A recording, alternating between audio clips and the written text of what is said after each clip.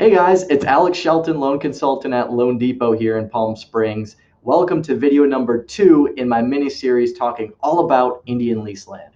If you missed the first video, make sure you click right here to check it out because I'll be talking all about where lease land came from, and it's super important that you get that knowledge before moving to the next video. So in this video, we're going to talk about all things financially related to purchasing on lease land. So when you first go to purchase a property, as I mentioned in the last video, your purchase needs to get approved by the Bureau of Indian Affairs. We'll just call it BIA for short from here on out. You also may need to have that purchase approved by a sublease management company.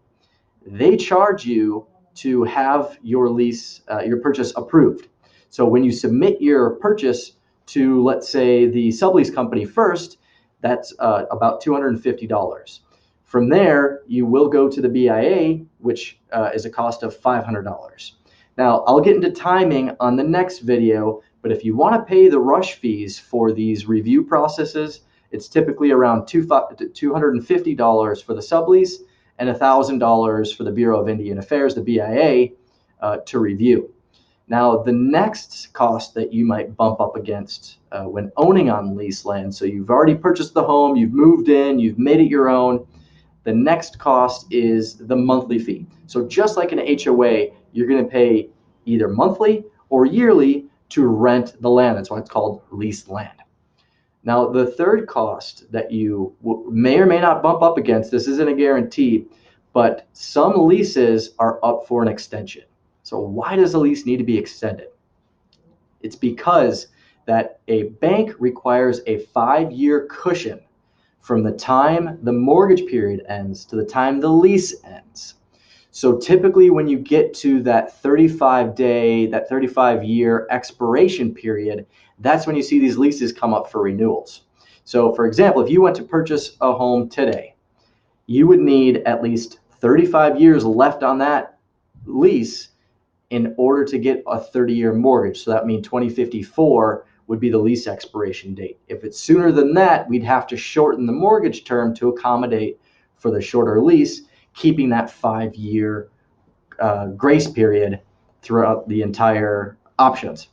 So when you are looking at leased land, the other piece you want to look at is the value of the home versus how much these costs are. And a lot of times the home itself is going to cost you less because these fees are already considered in the value of the home.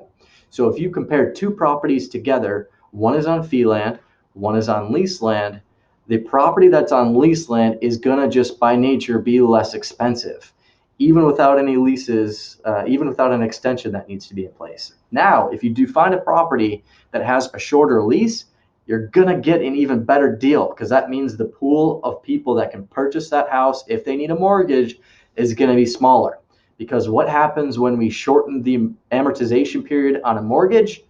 You get a better rate, but the payment also goes up because you're amortizing over a shorter period of time. So if you do find a property that's got a short lease on it, the owner may not want to extend it depending on where they are in their life. You might be able to pick up a really good deal. Getting that property with a short lease, paying for that extension may give you some instant equity. So a really good reason to look at leased land. You don't have to worry about all the ins and outs. That's my job. I do a ton of leased land, guys. So all you have to do is pick up the phone and call me, and I'll guide you through the process. Thanks for tuning in.